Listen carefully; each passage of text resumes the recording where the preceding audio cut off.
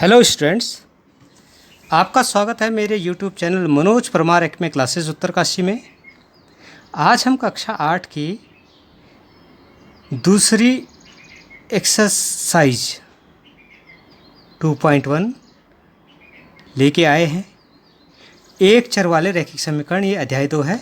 तो सबसे पहले हम एक चर वाले रैखिक समीकरण के बारे में बात करेंगे कि ये होता क्या है। इसके लिए सबसे पहले हमें ये समझना पड़ेगा कि चर होता क्या है, चर और अचर होता क्या है। तो पिछली कक्षाओं में जैसे कि आपको बताया गया था कक्षा 7 में कि चर राशियाँ वे राशियाँ होती है जिनका मान परिवर्तनशील होता है, जिनका मान हम बदलते रहते हैं या बदल सकते हैं। जैसे कि चर राशि का मैं एक उदाहरण दूं कि आजकल सब्जियों के दाम तो ये फिक्स नहीं होते हैं, उपलब्धता के अनुसार उनका मान मूल्य बदलता रहता है। जैसे कभी टमाटर 20 रुपये किलो भी मिल जाता है, 25 रुपये किलो भी मिल जाता है और 30 रुपये किलो, और कभी 10 रुपये किलो भी मिल जाता है। प्याज के दाम कभी 80 रुपये किलो भी मिलते हैं, कभी 10 रुपये किलो भी मिलता है, कभी 20 रुपये किलो। जो मूल्य है प्याज का वो चर राशि है। तो इसको हम ज़्यादातर x, y, z या a, b, c या किसी भी अक्षर से, अल्फ़ाबेट से दर्शा सकते हैं। अचर राशि क्या होती है? अचर राशि जिसका मान फिक्स होता है। जैसे सूरज की संख्या, हमारे सौरमंडल में सूरज की संख्या कितनी है? 1 है, ये परिवर्तित नहीं हो सकती। ग्रहों की संख्या हमारे सौरमंडल में ये फिक्स है, ठीक है, 8 ग्रह हैं। तो चर राशियाँ फिक्स होती है। जैसे कि हमारे मोटरसाइकिल में पहियों की संख्या तो फिक्स है, अचर है, 2 है ना।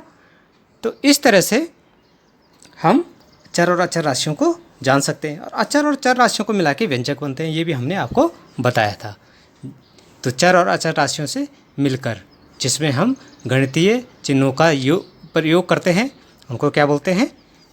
व्यंजक बोलते हैं। जैसे 2x + 3, y + 5, इस टाइप्स के जो है व्यंजक होते हैं, ठीक है। तो व्यंजक के बारे में हमने भी पहले भी पढ़ा है, ठीक। आज हम समीकरण के बारे में पढ़ रहे हैं। तो समीकरण में क्या होता है? समता का निशान होता है। देखिए, आपने व्यंजक पढ़े हैं। व्यंजक जैसे 2x + 3 होता है, 2x + 4 होता है, ये क्या होते हैं? व्यंजक होते हैं, ठीक है। लेकिन जब बात करेंगे समीकरण की तो इसमें समता का निशान होता है। तो इसमें क्या होता है? समता का चिन्ह होता है या बराबर का चिन्ह होता है, ठीक है।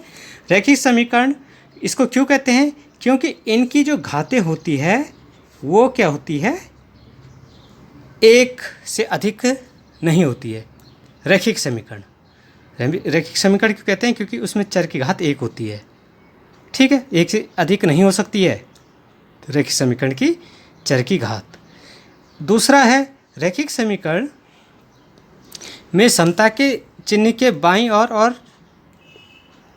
वाला व्यंजक जो है बायां पक्ष, लेफ्ट हैंड साइड, और दाईं ओर वाला व्यंजक दायां पक्ष, राइट हैंड साइड कहलाता है, ठीक है। रैखिक समीकरण में ये चीज़ आप ध्यान रखेंगे। अब एक चर वाला रैखिक समीकरण हम क्यों कह रहे हैं? क्योंकि इसमें हम केवल एक चर ही लेंगे, या तो x ही लेंगे या y ही लेंगे या t लेंगे, मतलब एक चर ही लेंगे, इसलिए इसको हम एक चर वाले रैखिक समीकरण कहेंगे, ठीक है। और किसी भी समीकरण के दोनों पक्ष संतुलन में होते हैं। जैसे तराजू के पल्ले होते हैं, अगर एक तरफ 5 किलो चीनी रखी है, दूसरी तरफ 5 किलो का वाट रखा है, तो वो क्या है? आपस में संतुलन में होंगे, ठीक है।